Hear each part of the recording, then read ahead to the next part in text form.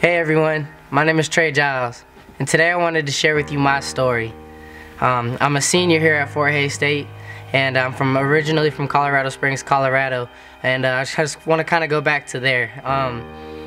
You know, my story is really one that has to do with an identity crisis. I grew up in a household where there was no father around, so I didn't really have someone to see, like, what is manhood like, what does it look like, and that was extremely hard for me. And also, as you can clearly tell, I'm mixed. So my mom is white, my dad is black. And you know, that sounds like a really simple thing, but growing up, that was really hard for me to accept, to understand.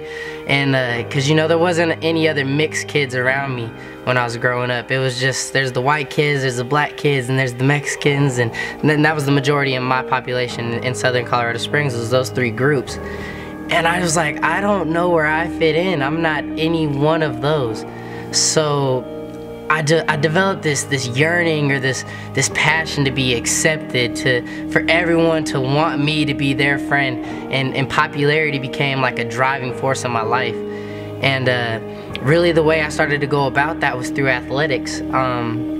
Excelling in sports was a quick and easy way to make friends, and that's all I wanted, was for everyone to be my friend. I didn't want anyone to worry about, like, who is Tre actually. I just wanted them to be like, Tre is cool, he's in my group, we're friends, and that was it. Like, I didn't care if anyone dug into my background and really understand who I was. I just wanted them to know Tre the athlete is a really cool person, and that's who I want to hang out with. So that was my main concern. And I would go home and I would be like, wow, I feel like I'm lying to everyone. I feel like an imposter. I feel like I'm not being myself. I'm fake. So I was really filled with a lot of insecurities. I mean, and this thing kept eating at my head, like, who am I actually? And why do I deserve love, or do I deserve love? I already have a dad who doesn't want to take me to football practices and games. He doesn't want to be in my life. I don't even know who he actually is. And those are the thoughts that the enemy put in my head, and they just used to eat me alive. So kind of fast forwarding through my childhood and getting in more into high school now, I fell into a really dark culture. My culture, my world, I guess you could say, how I saw the world, all I had to deal with was, how many girls can I have sex with? How can I be considered the #1 party animal? So of course with the party there was always these temptations of drugs, of alcohol, more girls, and you know, it really consumed me, and I did not know a way out. So I just embraced it, and I started digging deeper and deeper and deeper, and I was lost, completely lost. All I cared about was my sports and my parties, and that was it.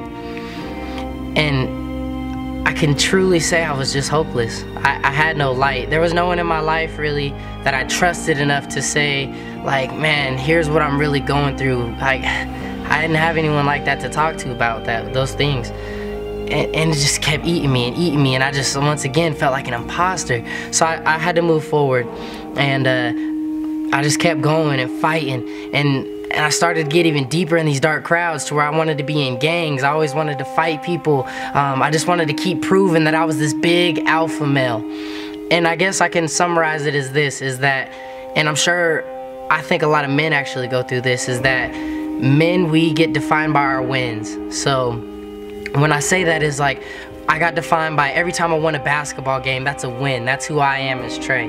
Every time I had sex with a girl, my friends were like, oh man, that's awesome, we wanted to, like, but you're the winner, you got her. That was a win. See, but when you're defined by your wins, you have to be defined by your losses. So for me, lying to my mom just so I could go to parties, that was also how I defined myself. It was a loss.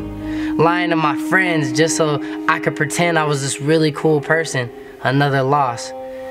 And I didn't even know who I was. So I was defined by these wins of sports and parties, cool. But I was also defined by these losses that ate me. I came to college to play football. A little bit more heavy, that's cool. But I came to college to play football, and I was just gonna restart the cycle. I said, I'm gonna be this great athlete, hopefully, and I'm gonna make all these friends, and everyone's gonna accept me, and I'm gonna party hard. And that didn't work for me. It didn't. I got hurt, and football was not an option necessarily for me. and I had to move forward. So of course I went back to the women and the drinking, and that's how I found my answers. But till one day, a man came into my life, and this was one of the first father figures I had ever seen, and that man was actually Dr. B, and he sat down with me and he wanted to talk about Christ, and I didn't want to do that at all, but he started talking to me about this Christ, this love, and none of it made sense to me, and I didn't trust men as it was, just because I've seen what men have done to my mom, and I've seen all the bad things they've done, and that was it. And you know, he said something critical to me. He said, "Trey, listen, I want you to be yourself. Stop pretending to be someone you're not. Be yourself, and God, this Jesus person, will still love you." And that was profound for me. That's all I ever really needed to hear.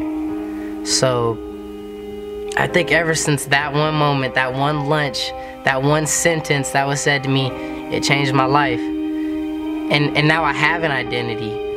My identity is in Christ, and I have a purpose, and I have a mission, and it feels great. And this sense of hopelessness, this void that was in my heart, is filled. And I don't necessarily need to be the best athlete, and I don't care about going and pulling all these girls and doing all these stupid things at parties. That's all irrelevant now.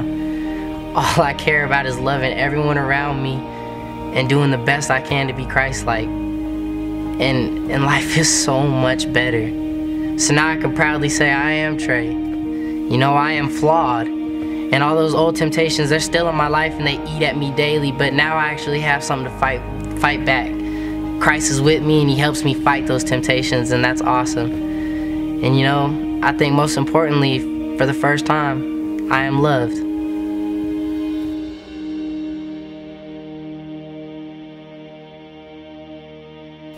Hey, my name is Tre Giles, and are you ready to encounter your story?